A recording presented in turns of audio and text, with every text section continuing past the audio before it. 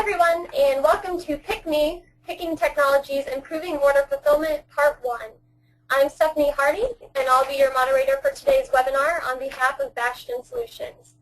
Bastion Solutions was founded in 1952 and is a global material handling system integrator dedicated to helping customers increase productivity through proven automation, information systems, and sound operating procedures.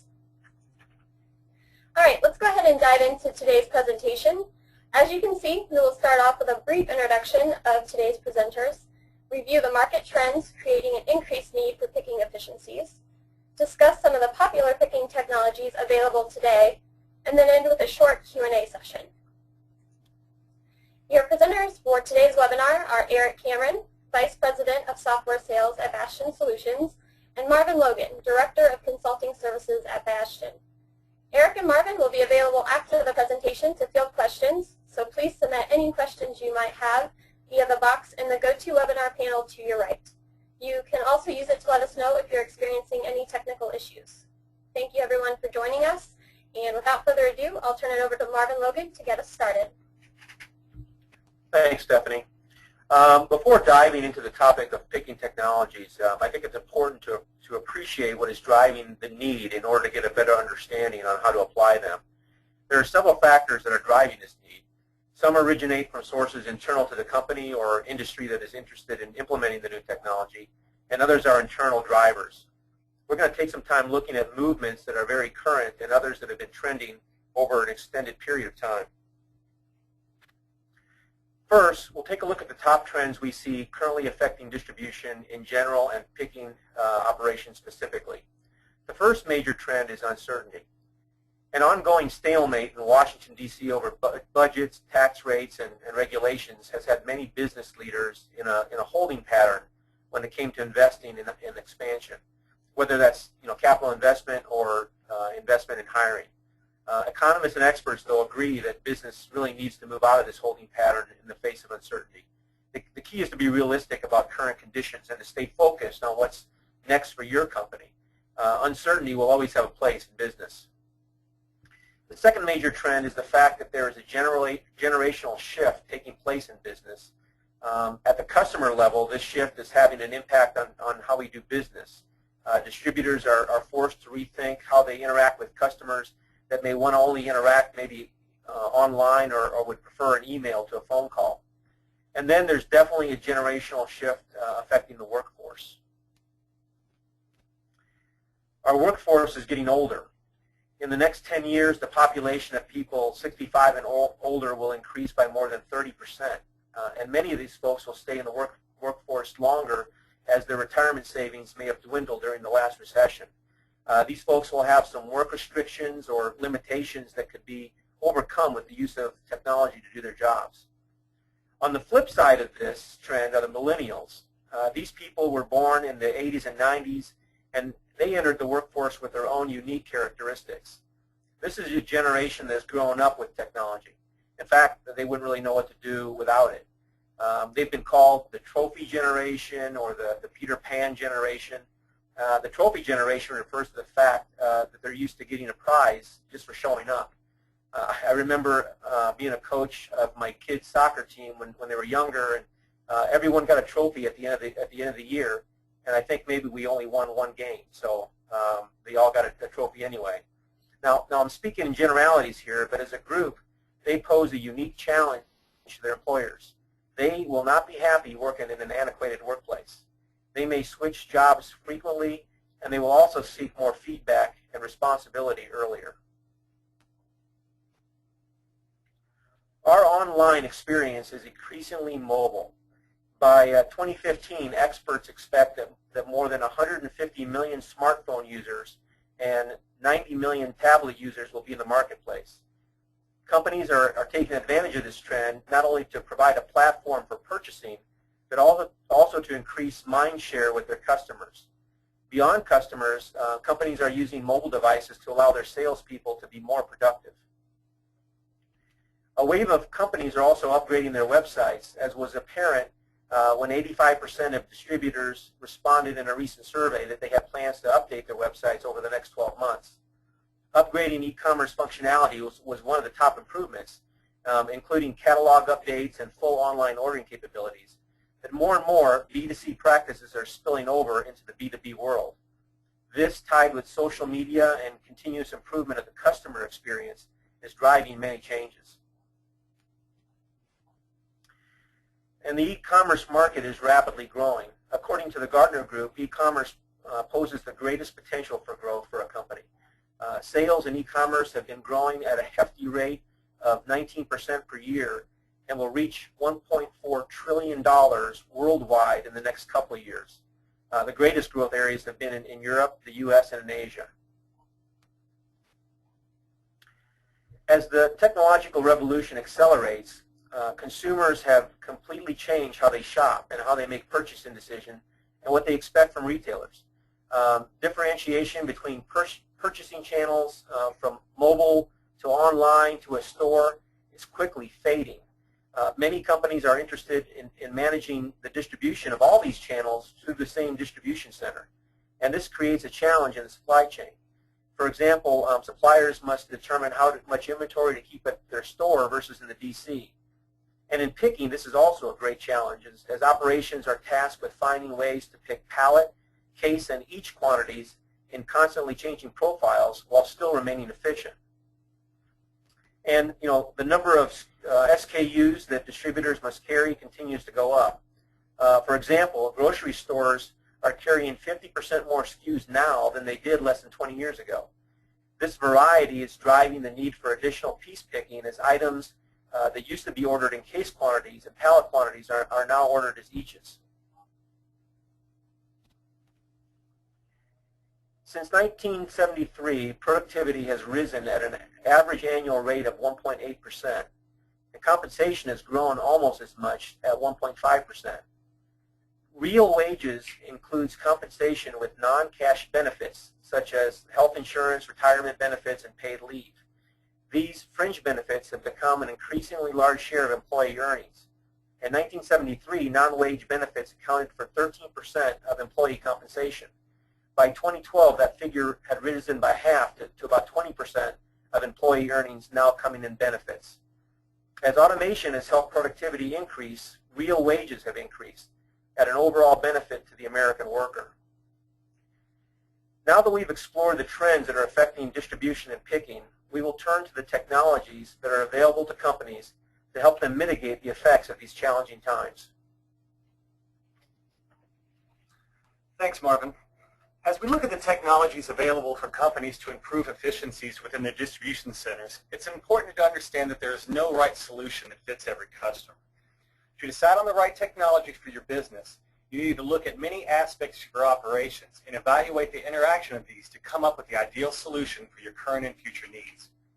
In part one of this series, we will be focusing on picking technologies where operators travel to the products, or in traditional forms of good-to-man technologies where products travel to the operators for process. As we begin our evaluation of picking technologies, we can start by setting a baseline for our discussion by looking at paper and label-based picking. Paper-based picking requires operators to print picking lists with information about order demand, including products required, their stocking locations, and product quantities for the order. Label-based picking applications require printing of either order or carrier-compliant shipping labels. Stock location and SKUs are printed directly on these labels, and operators travel in an optimized walk path based on the location specified on the labels. They place the labels on the products as they are picked, and then the products go out the door. Paper and label-based picking can be used for both split and full case picking, but typically label-based picking is best utilized for full case picking applications. Key advantages of paper-based picking applications include, due to their manual nature, the relatively low startup and equipment costs. Assuming you have some type of information system that controls your inventory, you can really add to your throughput of your system by adding additional people or potentially printers. They're very scalable in this way. Label-based picking systems can also be integrated with conveyance and scanners, especially for full case picks, to get very high throughputs with accuracies within your full case operations. As we evaluate the throughput capabilities of these technologies, we will be using the picking lines per hour metric to compare technologies along with typical pick accuracies. Each technology will be displayed as a range, as many operational aspects, including pick face density of the storage medium and product commonality between orders, can greatly impact the observed throughput. So when we're talking about paper-based solutions, companies can typically see a pick accuracy anywhere from 90 to 95%, with productivity rates capping out for regular paper-based picking at around 150 lines per hour in very dense operations, and in label picking, especially when you're talking about integrated conveyor, of up to 200 lines picked per hour. The second grouping of technology that we will discuss is mobile solutions using RF devices or mobile computers. In mobile application, operators receive prompts on the device's screen that take the operator through the picking process. RF picking is very scalable and very flexible. It can be really used in all storage mediums in all areas of the warehouse. It works well for both order, batch, and wave picking for both split and full case operations. Operations typically support multiple languages based upon the user, and modern applications will even offer full color screens with image capabilities to the operator. Modern RF solutions are device independent, meaning that they can run on any manufacturer's device or multiple types within an implementation. And wearable devices, similar to the one you see on the bottom right hand of your screen, can be implemented to increase ergonomics in certain applications. Key advantages of RF-based picking is really the ability to increase the quality and accuracy of the process by scanning or capturing data through barcode scans or typing information through the device's physical or virtual keyboard throughout the picking process. Very typical information that may be captured may be the location label. So as an operator is picking a product, they want to verify that they're at the right location. They scan a location label there. They may be scanning the UPC of the product to confirm that they're picking the right product. They can also use this type of device to capture lot numbers, expiration dates of products that they're picking, or even verify serial numbers for, so let's say, a pharmaceutical type implementation where that type of tracking is important. RF picking can service a large number of SKUs. Again, it's very flexible and scalable, and devices and software at a relatively low cost. RF picking applications can have accuracies of 99% and higher, depending on the amount of validation you build into the process, and can have pick rates in excess of 150 to 200 lines per hour in certain applications. The next type of mobile solution we will discuss is voice-driven operations, where operators carry out tasks through voice commands and responses. The benefit of voice-based systems are operators can multitask more easily while they hear instructions or speak responses back to the voice system. This allows the execution of tasks within the picking application simultaneously, reducing the overall processing cycle time. Similar to RF picking, typical applications will include order or batch picking, waving for split and full cases. Modern voice applications support multiple language for instructions and for operator response based upon the login of the operator. Within the voice industry, there are really two major groups that are available in the market today. The first uses user-defined templates within the voice engine. This is where operators will actually spend time training the system to their specific voice profile. That profile will actually be loaded onto the device, the voice device, when they log into the system, making the translation very, very accurate. The second type is a universal translator, where a universal voice engine translates specific words within the operator's language, such as Google Voice Translator or something that you would see like really from Siri from Apple. There are definitely cost and quality differences between these two types of voice offerings, so it's important to understand the pros and cons of each technology when you want to evaluate which voice solution may be right for you. Key advantages of these voice-driven solutions really include the ability for operators to process with their hands free and their eyes free. Again, they're hearing and speaking responses from the system, so there's no need to look down at a screen.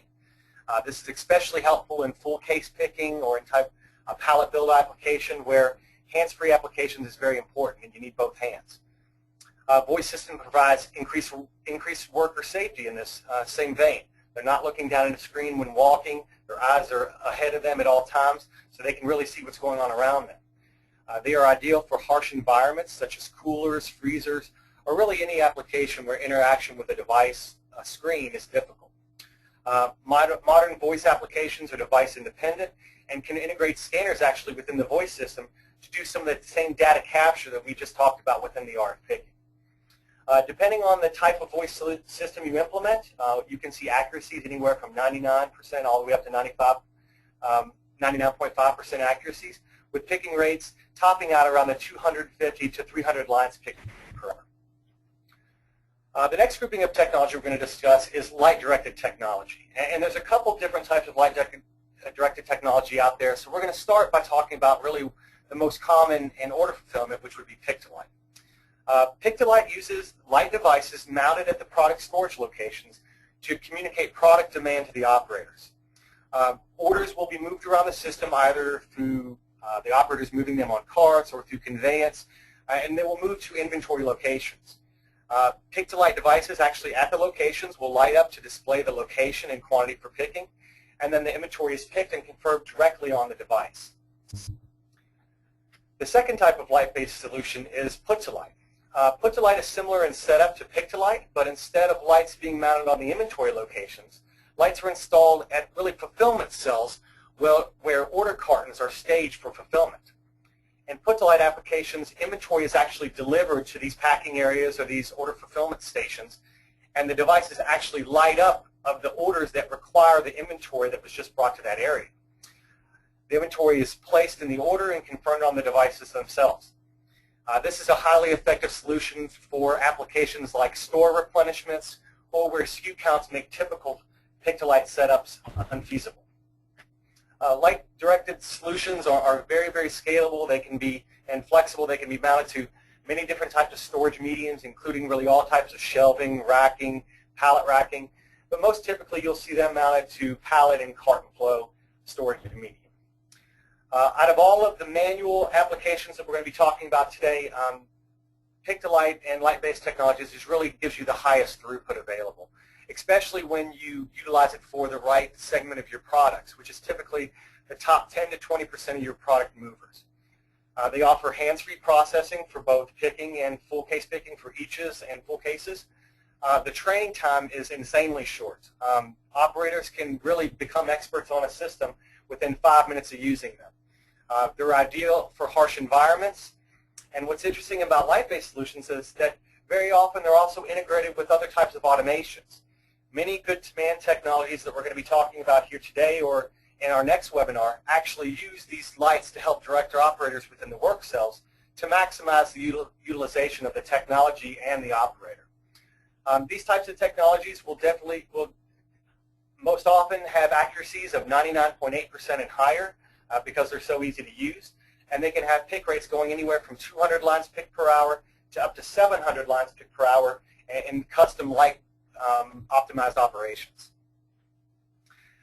Next, we're going to discuss some traditional goods demand technologies and look to see how they stack up against each other and the other technologies we've talked about today. We're really going to be focusing on three types of good demand technologies, the first being horizontal carousel, vertical carousels, and then vertical lifts. There are really many benefits to good demand technologies that make them a viable storage and fulfillment option in warehousing. But really the elimination of operator walk time from the picking process allows these technologies to be financially viable in a lot of different applications. In this graphic, we can see an operator walking through a typical pick path through aisles of shelving, whether they're using labels, paper, RF, voice.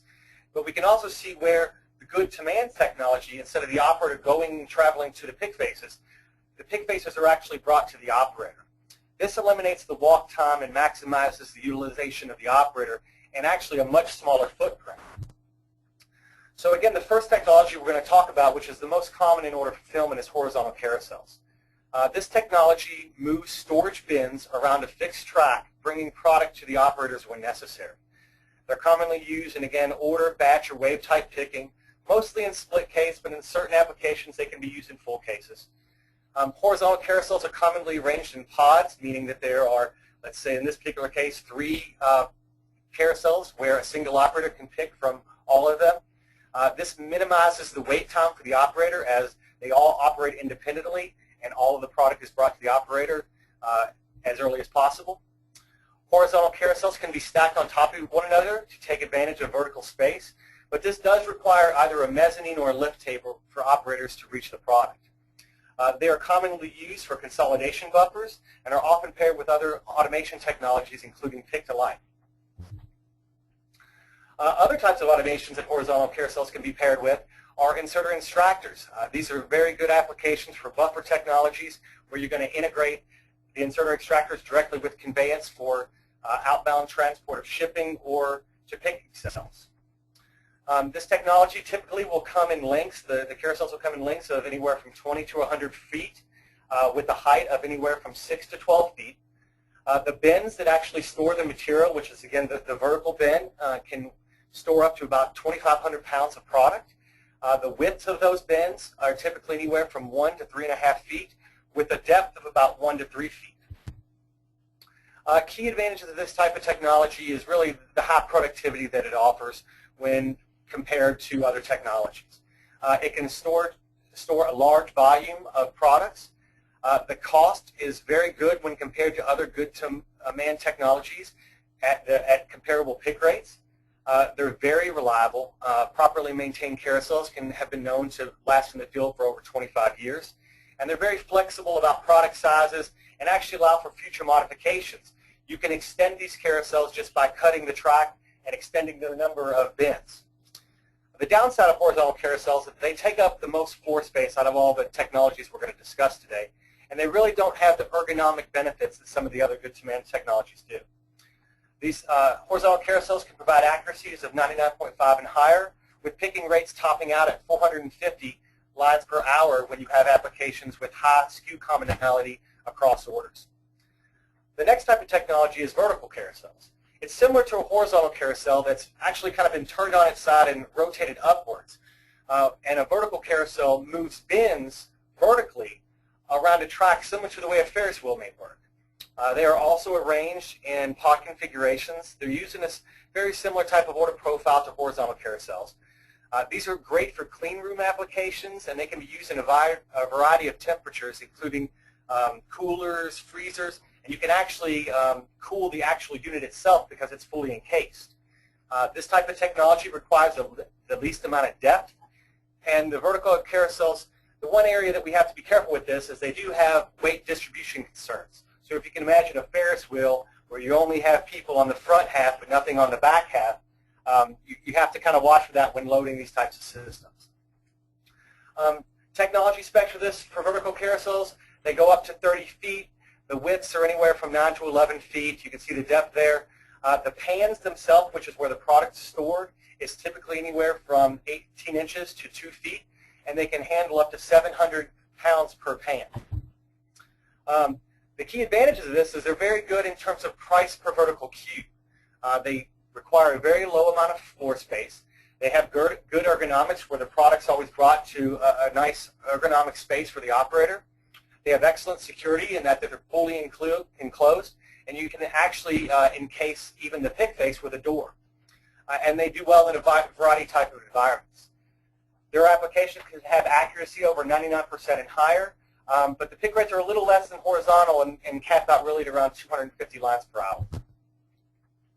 The last goods-to-man technology we're going to talk about today is really vertical lift modules, or VLMs.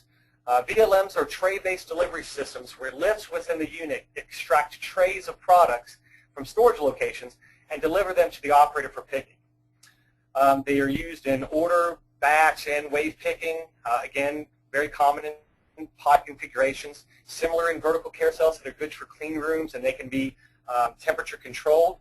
But what's interesting about them is that because they have the lift can actually operate independently of the trays, they offer options for multiple processing levels within a single unit. They offer a little bit better utilization of height, as they can go up to 40 feet tall. The depth is a little bit wider because of the trays at 8 to 15 feet, but the trays themselves have widths of anywhere from 4 to 8 feet with a depth up to 3 feet, and standard weights for these types of trays are about 880 pounds or 900 pounds. Key advantage of the VLMs are obviously the vertical heights that you could get with these types of technologies. Security is again great.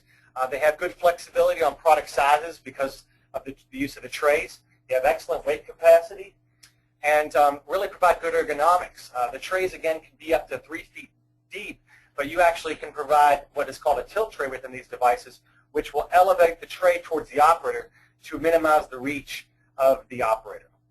They do well in a variety of environments, just like the vertical carousel does. Accuracy is, again, still the 99.5% and higher, but the pick rates really cap out at around 200 lines an hour. As we close our look at these technologies, it's interesting to see how they stack up against each other, and this chart really helps us do that. While this chart can give us data points to consider, helping us see what these technologies can do for you, it's not intended to be a single point of decision making. For example, the accuracies that we've talked about today really are dependent upon the accuracies of the replenishment operations. So Marvin is also going to take some time to talk about some of the other considerations that we should keep in mind. Yeah, thanks, Eric. Up to this point, we've been discussing picking technologies with little regard for the product storage medium. Although Eric did mention some of this as he was going along, many of the technologies can be used with several types of equipment. The main driver really is cubic movement, which is a function of product size and velocity of the items being picked. It's not exactly a science, but Bastion can help you in choosing the best equipment and technologies for your application. So in conclusion, we've talked about several factors that are driving the need for picking technology solution. These factors are internal to the company as well as those that are external. The general trend in distribution and automation is scalability, flexibility, and mobility. New technologies in many categories are providing these benefits, and they're meeting the needs of picking fulfillment requirements, driving down labor costs, and improving customer service and quality.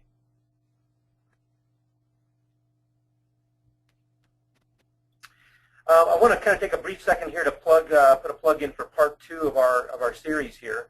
The next series will talk mainly about advanced picking technology solutions. So we focused here on the more traditional technology solutions for picking. We're going to cover the newest goods-to-man, goods-to-person type systems. We'll also talk about robotic picking solutions, fully automated picking solutions, as well as technologies that are associated with those, and also what we're calling next generation applications.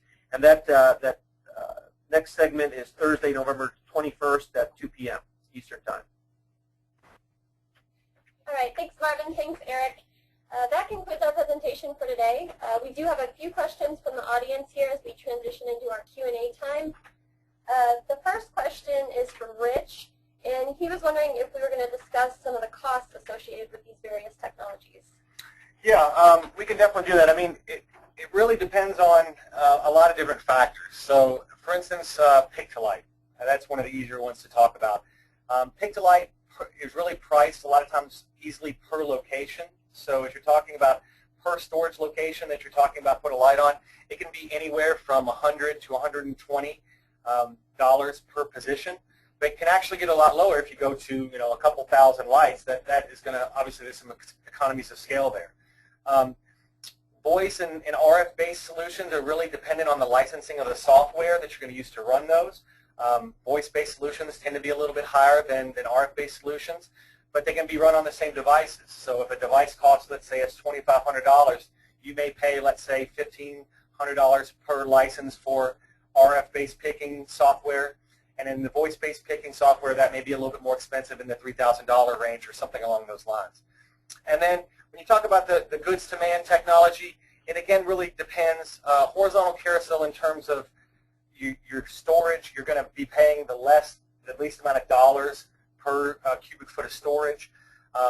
If you go to vertical carousels, again, you can take advantage of the vertical, which is very good, but those tend to be not quite, but almost twice as expensive as horizontal carousels for the same amount of storage cube.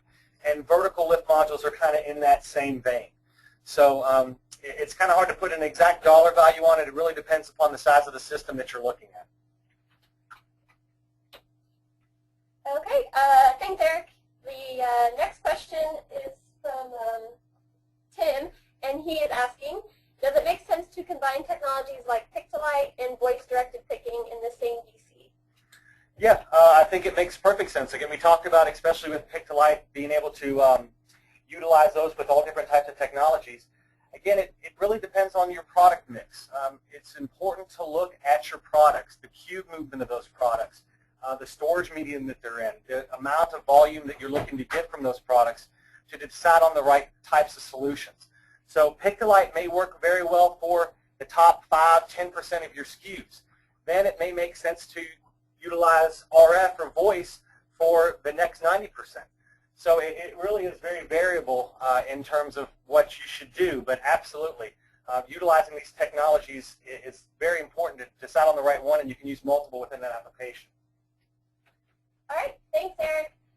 The next question is from Victor, and he's wondering, how is the horizontal carousel able to get a significantly higher throughput rate than the other technologies presented?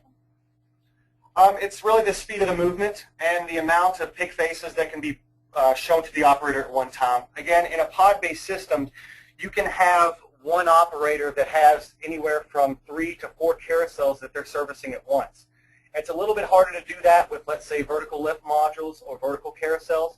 Now, if you put a vertical lift module or a vertical carousel in a U-shaped form, you can still get that number of pick faces at the operator at once. But really, the speed of the horizontal carousels tends to be a little bit faster. All right. The next was from Carl. He's more interested in the manufacturing picking to assembly, like for correct parts instead of the shipping picking. So yeah, this is Marvin.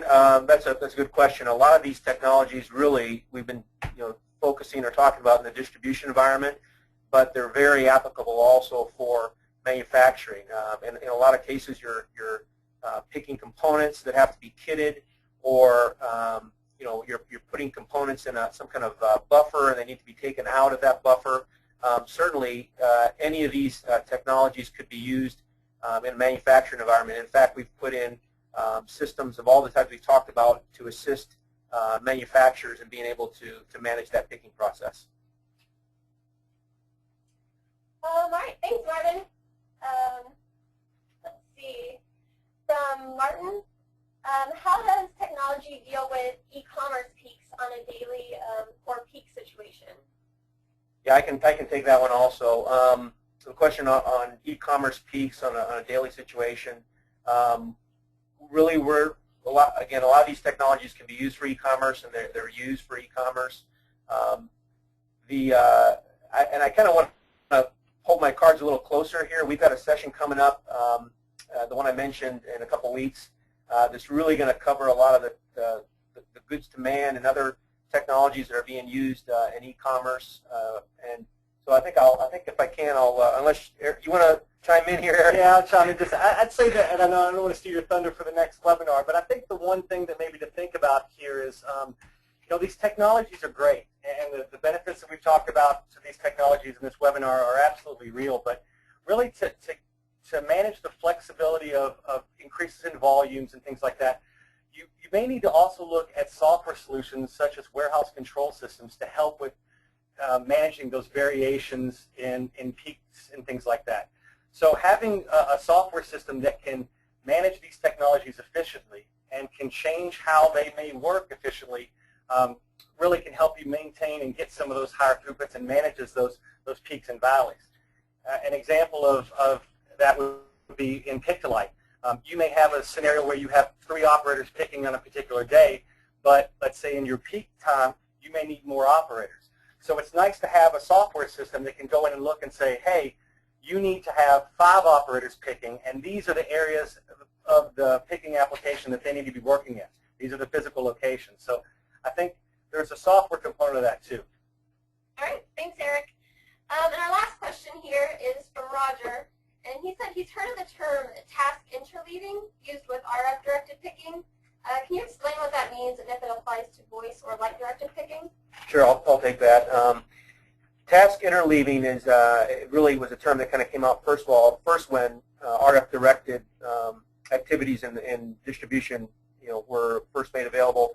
And the idea there is that as I'm going to do a pick or a put of product, my RF device, since it can provide me real-time activities or tasks to do, it can mix those different activities so that I'm very efficient in my travel from and to locations. I'm always doing some type of work.